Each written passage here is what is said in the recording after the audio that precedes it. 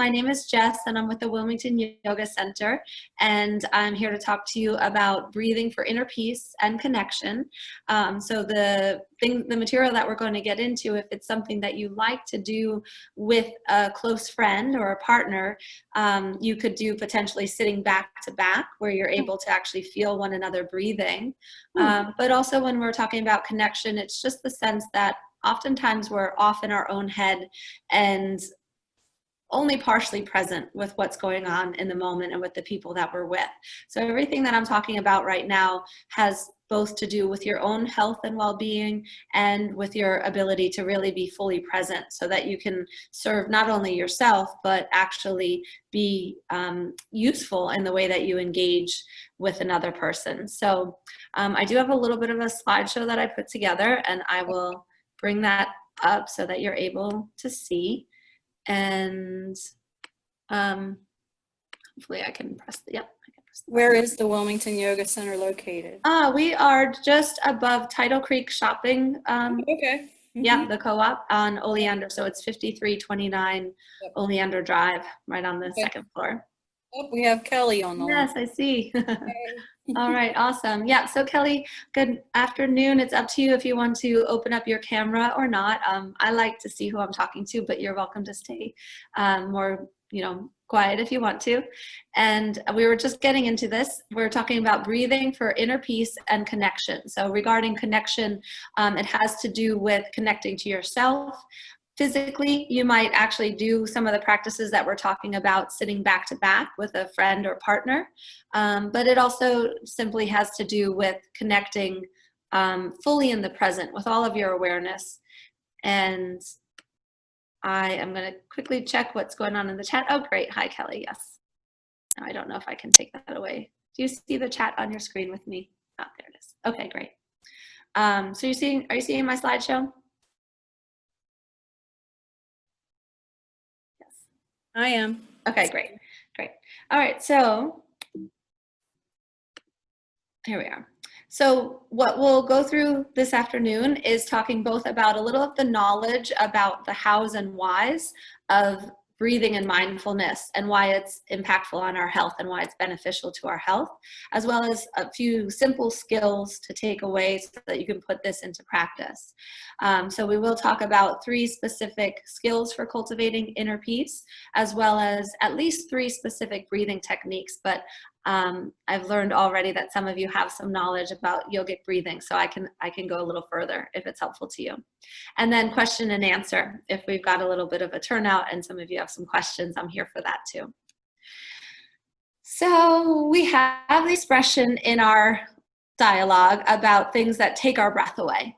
And sometimes we are talking about things that are just awe-inspiring and joyful and exciting. And we know that feeling in our own body of those moments when we're like, this is amazing, or I'm so happy to see you. And so it's a reaction to our outside world based on the things that we're seeing or the things that we're hearing in combination with our memory and our internal processes of emotion. And so the way that we associate the stimulation that we're getting from the outside world can bring us those moments of, this is fantastic. At the same time, we have reactions from time to time like, oh my God, this is horrible. I'm terrified. This is scary. Or, I'm so angry, I don't even know what to say about it. And ultimately, those extremes are just 2 different reactions of our nervous system. And so this gets a little scientific. I don't know any of your background, so if it interests you, take it in. If it doesn't, don't worry about it. I have I've cited my sources on this, but essentially from Wikipedia, you can find this diagram of our nervous system. And so it's just a little summary that at the very pinnacle of it all, we are dealing with our brain and our spinal cord, which ultimately operates every function in our body. Going down the chain, we have all of the cranial nerves and the nerves of our spinal cord. And if you're looking down the right side of this diagram, then you start to see that essentially it is our brain that triggers the nerves to fire our muscles and therefore create physical movement in the body. And so when you get all the way down to the bottom right-hand corner, it talks about the somatic nervous system, which is essentially everything that we're able to do voluntarily in our body, moving our arms and moving our legs and moving our mouth to talk, ultimately because of our brain stimulating muscles to create that movement in alignment with our intention to speak, our intention to move, our intention to lift something. At the same time, those firing of our motor nerves trigger the autonomic nervous system, which is essentially our involuntary movements. And this, of course, is very, very important because our heart would not be beating if that was not happening. Our blood would not be pumping. Our breath may or may not be moving, but if we ever fell asleep or if we ever forgot to breathe and we didn't have it as an automatic involuntary function, we would stop breathing and pass out and die. So obviously we want our body to be able to do this automatically. At the same time, going back up the chart, following the blue arrows, it lets us know that we're also receiving information from our body, and that moves through our nerves back into the spinal cord, back into the cranium, and ultimately back into our brain. So while the brain can stimulate nerves and muscular movement that manifest physically in the body, at the same time, the body's functions can signal to the brain what's going on for the body. So are we in a moment of great joy? Are we in a moment of panic? Are we in a moment of rest? And so if we go back again to the very bottom line of this whole chart, it reminds us that the autonomic nervous system has two functions, essentially. One is the sympathetic aspect, and the other is the parasympathetic system. And so when our parasympathetic nervous system is activated, this helps us conserve energy. It lets us digest. It has the nickname, the rest and digest function. And ultimately, it is hopefully active while we're sleeping.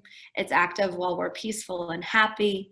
It lets us access our intuition. It lets us create long-term memory and also access our memory. It gives us access to our ability to think creatively. So it's very important for our overall well-being. And the opposite, the sympathetic nervous system, of course, serves a purpose. This is our fight or flight mode. Some people also know it as fight, flight, or fold, or fight, flight, or freeze, with the recognition that sometimes in emergencies, we might be triggered to fight, we might be triggered to run away, or we might also just like collapse in and hide, which is also a symptom of fear. So ultimately, when the body's triggered in this way, we move away from nourishing the gut with blood so that food can be digested. We actually turn away from nourishing the brain with blood, and our pupils dilate, and our muscle and the blood ultimately goes to our muscles so that we can be strong, or we can be fast, or do whatever that we need to do to protect ourselves. There's an interesting book called something along the lines of Zebras Don't Get Ulcers, and that author is going into the concept that we are very unique as humans because we're the only ones who can essentially think ourselves into a state of panic and into a state of emergency so that our body responds as though we're about to be physically attacked. Even if we're just sitting quietly in a nice room, our brain can bring us on every level physiologically into that same state. So good job, humans. That's a very unique skill we have, but it doesn't always serve our best interest. So a few signals that you might notice when your sympathetic nervous system is activated, when you're in that fight or flight mode, is that we tend to breathe only in the upper chest. So you might actually feel or notice your chest expanding more dramatically with each breath. You might notice tension across your abdominal muscles that actually restrict your ability to breathe deeply. And you might also be breathing through your mouth rather than through your nose, like that more sort of panting, panicked kind of thing. So that is just one way, if you're not actually just noticing on your own, like, oh, I feel scared right now, or oh, I feel stressed right now, if you actually take a moment and look at how you're breathing through your mouth, holding tension in your belly, or breathing mostly in the upper chest can all let you know that your sympathetic nervous system is activated. So again, it serves a purpose, but when we spend more time than we need with an active sympathetic system, what happens to us? Well, our body experiences disease, our body experiences discomfort. We can notice it based on the mood that we're in and also the behaviors that we exhibit. So to get a little more specific in that, some of the diseases that are exacerbated or kind of initiated by spending a lot of time with the sympathetic nervous system active include cardiovascular disease, hypertension, and depression. In terms of what we might feel in the body, we might experience more headaches, more muscular tension, chest pain, fatigue, upset stomach, and a hard time sleeping. In terms of our mood, we might be able to label the emotions that we're experiencing, including anxiety, restlessness, an inability to focus, angry outbursts, misusing drugs or alcohol, using tobacco, desiring to withdraw socially and not engage, and having less motivation around exercise.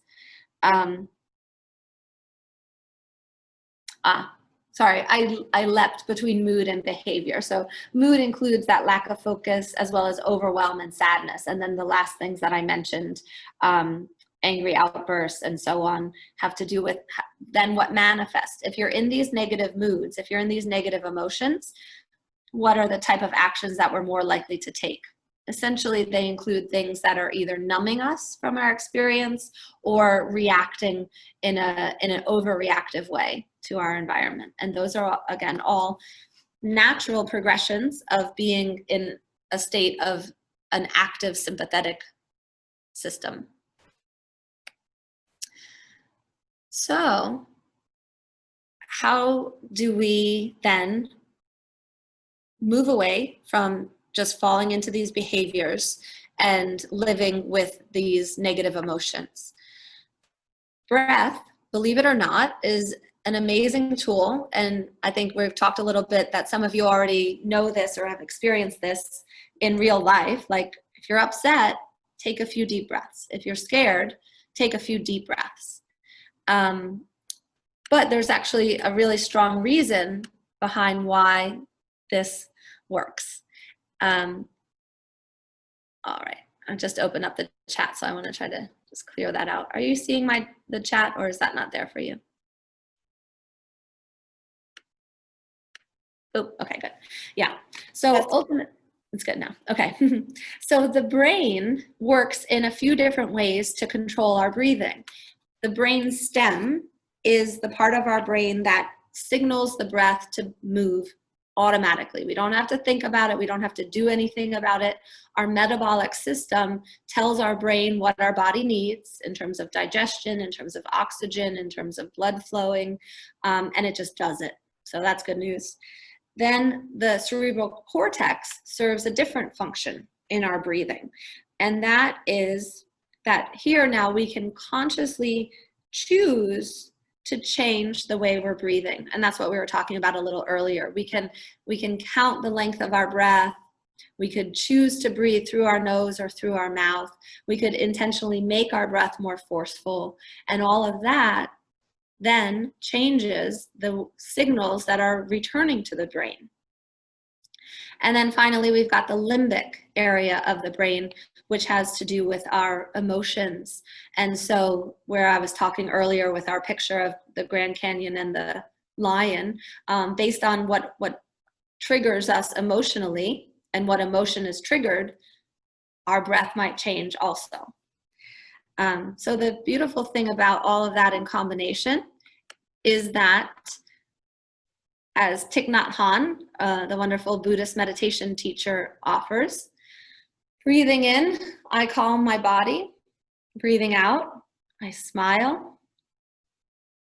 Adjusting the way that you're breathing and putting an actual little smile on your face are two ways of actually moving your body from activating your sympathetic nervous system and contributing to heart hypertension, depression, angry outbursts, desire to numb or dull, and bring us into our parasympathetic nervous system, that place of restfulness, of ease, of joy, of connection, of our ability to really be present and to access our creative and intuitive brain. So I've got 3 little suggestions for how we do that, how we switch from the sympathetic nervous system into the parasympathetic nervous system. And that includes, first step, knowing your vision, knowing what you want. And we'll talk about that momentarily. The second one is playing with this idea of bass, like turning on bass. And that's an acronym. I'll go through it. And then finally, reiterating on your earlier session, if you were there for the 9 a.m., taking just a couple minutes, at least 2 to 5 minutes, but you could do for 10 or 20 minutes, some focused breathing. So what does it mean to know your vision? It can be really helpful in different areas of your life, in your work, in your relationship with your family, and your relationship with your intimate partner, your friends, to just take some time to imagine what would be fulfilling to you. What emotion is important to you to experience? Is it love? Is it joy? Is it exhilaration? It really doesn't matter what you choose, but it's important that you take some time to know, what do I want to be experiencing here right now? Because sometimes we find ourselves in an argument with somebody and we get so focused on just winning the argument or making our point or forcing them to see it our way.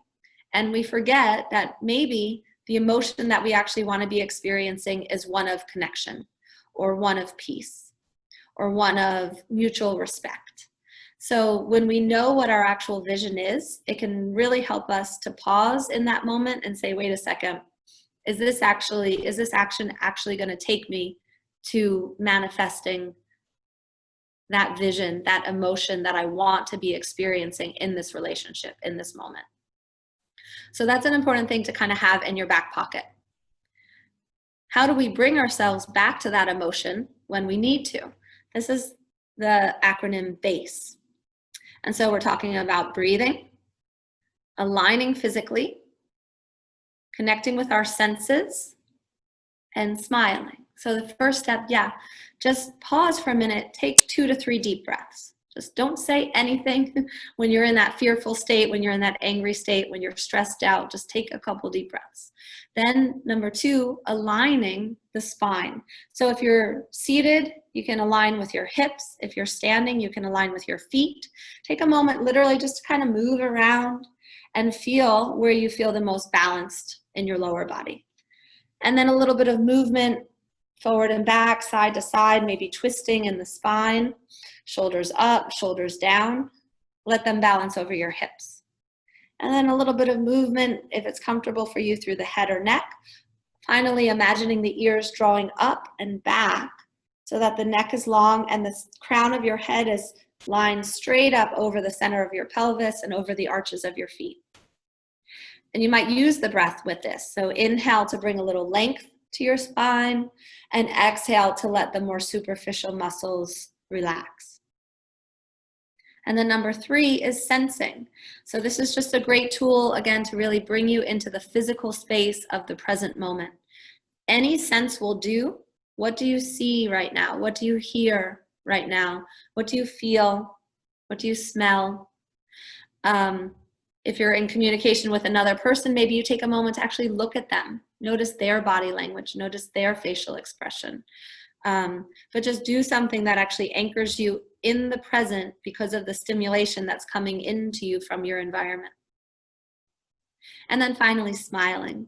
So smiling actually signals to the body to relax and to be happy It signals to whoever you might be in communication with that you're okay, that you're present with them, that you're hopefully moving towards a more loving and supportive emotion or frame of mind. So breathe, align, connect with your senses, smile. And then, if that's not enough to kind of change what's happening in the present moment, we want to come into a more practiced style of breathing. And so that includes step one, depending on where you are, either taking a few full, powerful breaths. This could be through your nose or it could be through your mouth, just whatever works for you, something that actually uses as much as your lung capacity as you have. That can be very invigorating. It can really wake you up. It can stimulate blood flow and oxygen. For some people, that might feel stressful. It might even make you feel a little dizzy or lightheaded. So a very more peaceful, calming alternative is known as your 2-to-1 breath. And what that means is that the inhale takes half the amount of time as your exhale. So you might count it for yourself and just inhale to a count of 1, 2, 3, and then exhale 6, 5, 4, 3, 2, 1. Anytime we let the exhale last longer than the inhale, we're helping to stimulate the parasympathetic nervous system.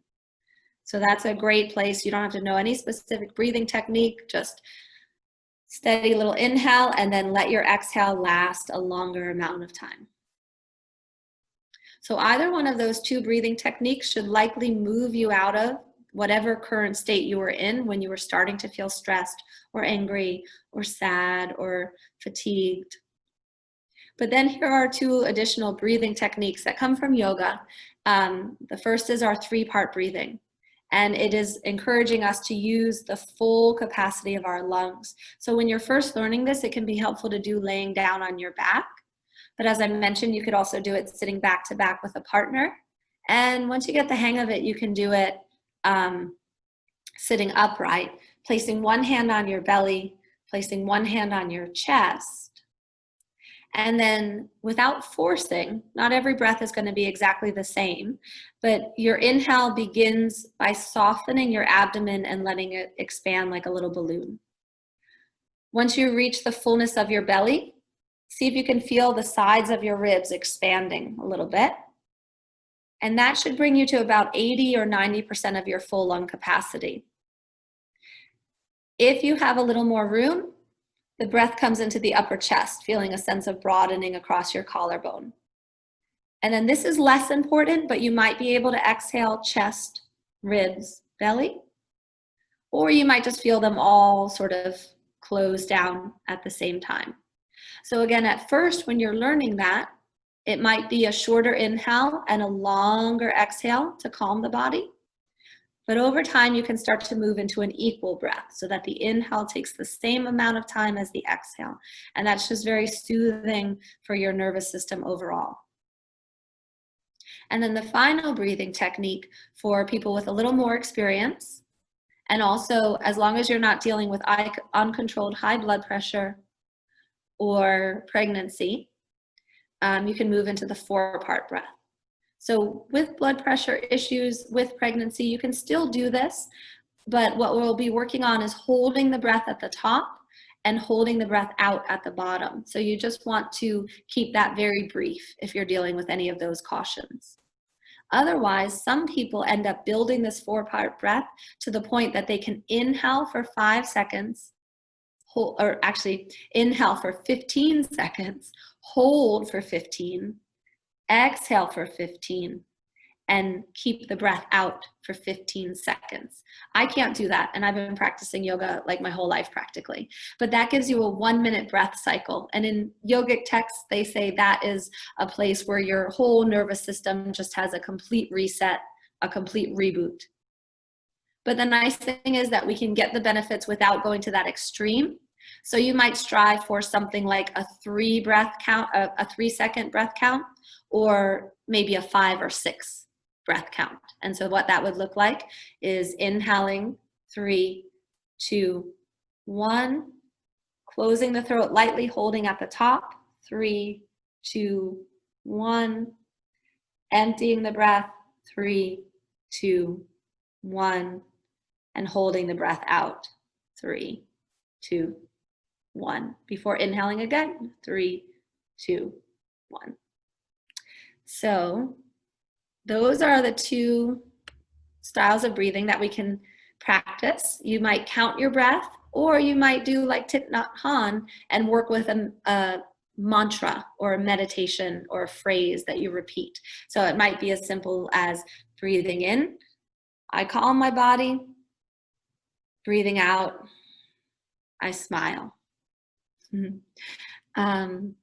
I want to just show you the very last slide that has our sources for the images. And then I'm going to go ahead and stop that share so that I can see you guys again and just double check what the chat was. And looking forward to this. Good. Okay, great. And do you guys still have time? You want to practice the breath for just 2 or 3 minutes? Sure. Sure. Okay, excellent. So I'll guide us into the 3-part breath, which you can continue to do as we move into the 4-sided breath, if you choose. So it's your choice if you want to sit down or lay down. Start off with that idea of base.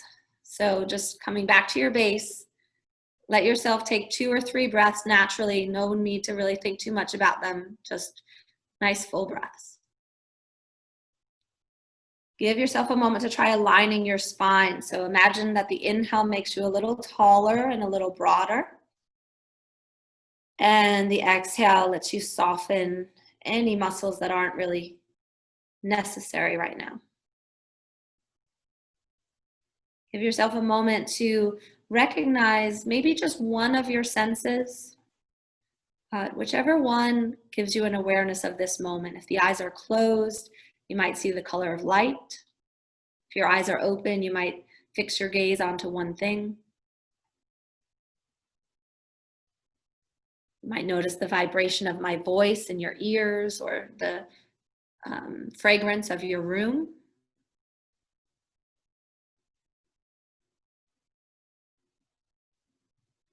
And then let yourself bring that soft smile to your mouth. It doesn't have to be exaggerated. And as Lynn pointed out before, it can be very soothing to let the tip of your tongue rest lightly on the roof of your mouth, just a little behind your upper front teeth. That's optional, but can be rather soothing.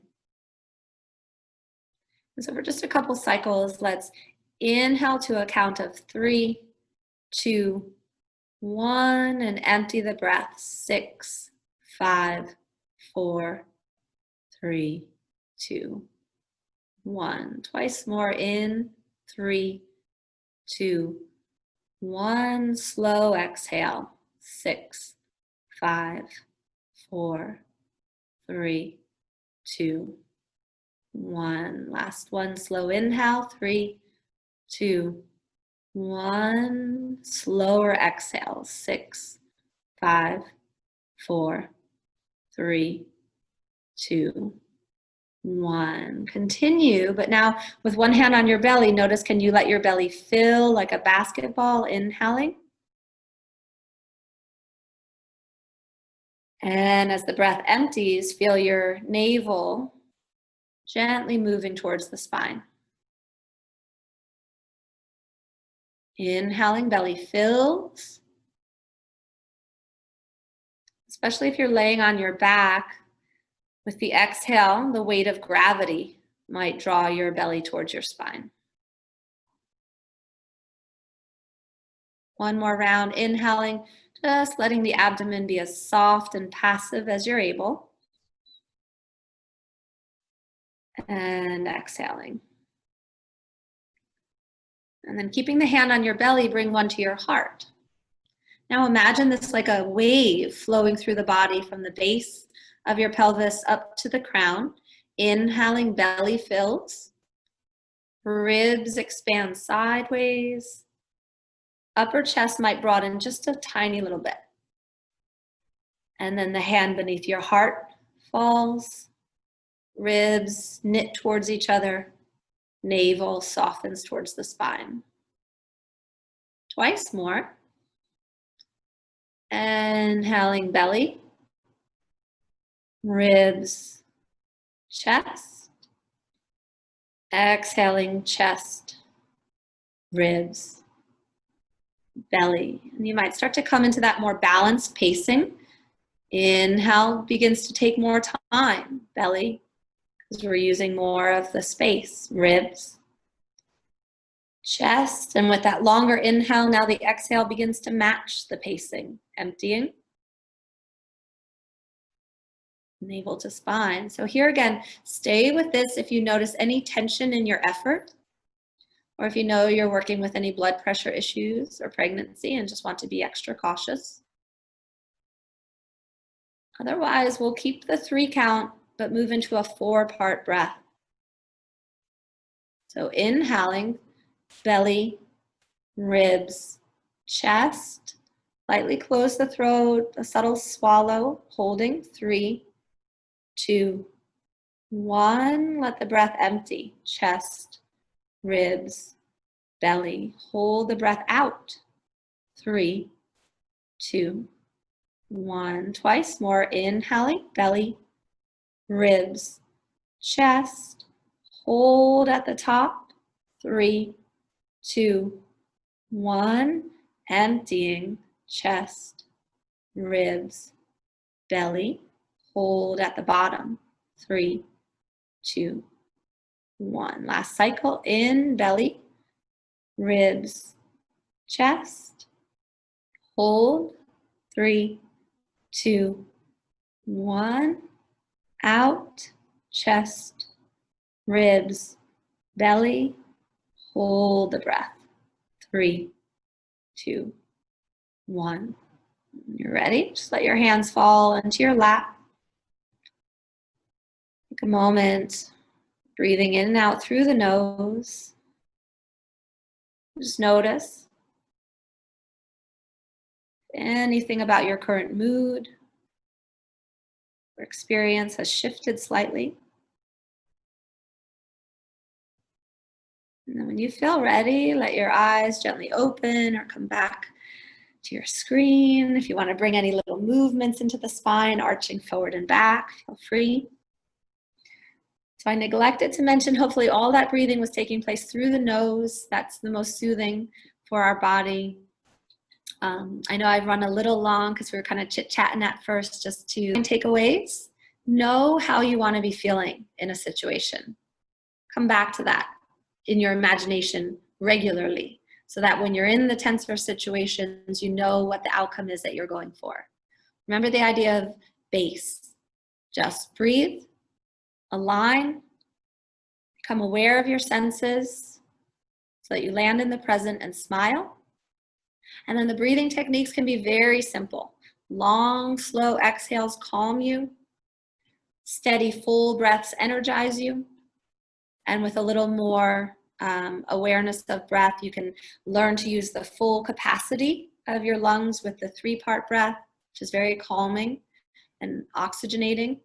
And the 4-sided breath is helpful for those momentary periods of silence and stillness. Those little pauses really help us access intuition, creativity, and peace. So that's the full story I've got to share. Please let me know if you've got some questions for me. Yes, no problem. Thank you for joining us, Kelly. I'm glad you were able to be here. Thanks, Lynn. I have a question. Yeah. So I just recently started using a CPAP. Okay.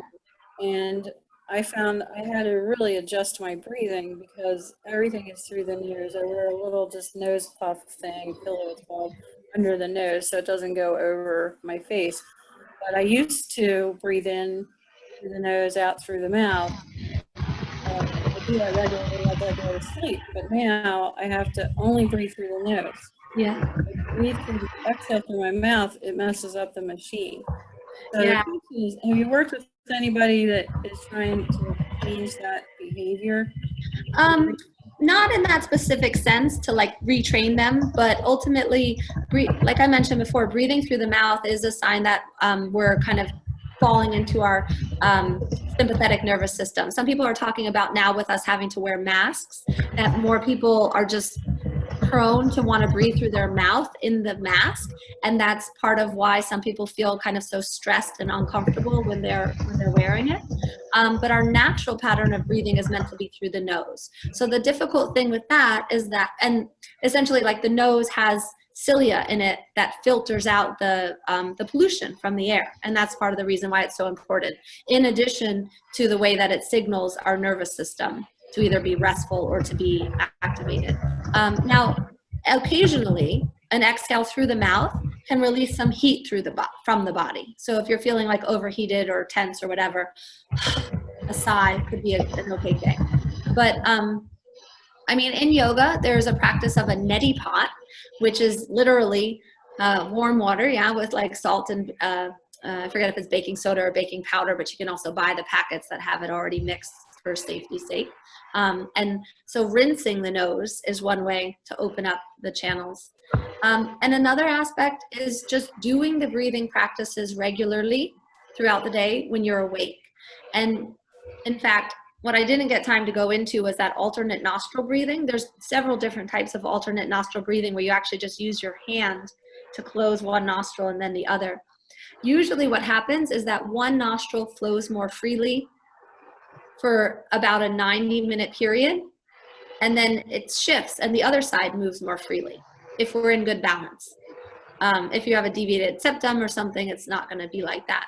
But ultimately, sometimes when people are new to breathing through the nose, it feels a little panicky because you're like, oh gosh, I'm not getting enough oxygen. It's not coming in fast enough. So part of the practice is actually just doing it regularly throughout the day when you're awake, and using your mind to literally be saying to yourself, I'm okay right now.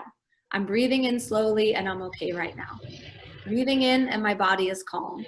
And you might have to kind of encourage yourself to stay calm when you feel like, oh, I just need a little more breath. But there, you do actually have the ability to kind of soften some of the muscles through your jaw and cheeks and around the sinuses, so that you can actually learn to open the nostrils a little bit wider. And part of that awareness just comes from practicing it when you're awake and calm, so that you can experiment with it, and then it starts to become more of your natural breathing pattern. It's something, again, we're born doing, and then we get out of habit, and then we have to kind of relearn through repetition in our practice. Yeah, thanks. Yeah. Kelly was saying, oh, she loves the 4-part breathing. Yeah, the science of essentially fasting. So I don't know yet how I feel about the fasting with eating, except for maybe those intermittent fasting, the really short periods of fasting. But what Kelly's referring to is this idea that, yeah, our body literally needs time to rest. That's why in Ayurveda, which is a sister science to yoga, it's recommended that you don't snack between meals, because that way you actually give your liver time to do the work of diet, or yeah, all liver, kidney, spleen, I forget the full work of it all, but you give them time to do the digestion and then rest. And so elimination can happen entirely. There's also the idea that you want to eliminate your bowels in the morning before you take in food. And the 4-part breathing is kind of a similar concept, that yes, we need moments of pause so that the body can actually experience stillness, rest, non-doing, and that's very restorative to the body. I have not really. Can you? I think I'm unmuted. I hear you. I hear you. I can't see who's talking, but I hear you. It's Kelly. This is Hi. Kelly. I'm sorry, my camera's No, that's okay. blocked.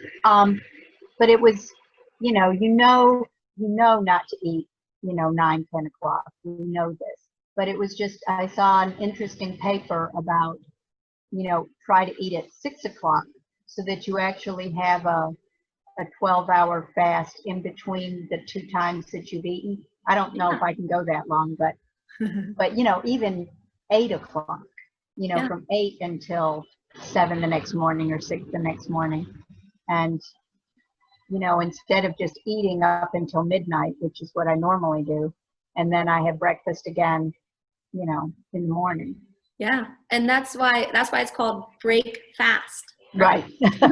Yeah. So that you have that break. And again, in Ayurveda, there's the idea that undigested, particles like sit on your tongue and cause sort of like buildup and stagnation and inflammation in your body. So you want your body to process the food when you're awake and active and doing things, so that the organs don't have to be working on that all night long. They can be working on the bigger processes of repairing tissue, supporting your heart, feeding or nourishing your brain. They're not just working on digesting food, but they're actually working on cell repair, so that when you wake up, you're refreshed and ready to go. That just makes sense. What is that practice called? Ayurveda. So I will write that in the chat box. It is Ayurveda. It is known as a sister science to yoga, and it's about a whole system of wellness that is a medical practice. Like people that are really Ayurvedic practitioners are trained like doctors, but it has less to do with the treating of the symptoms and rather talking about diet, lifestyle practices, and routines, so that you're addressing the overall wellness preemptively, maintaining balance. It makes sense. Yeah. Yeah, I know. We've come in this big full circle of stuff we knew, stuff we forgot, and stuff we're remembering again. So, Right. yeah. Well, this has been wonderful. Thank you so much. Yeah, I can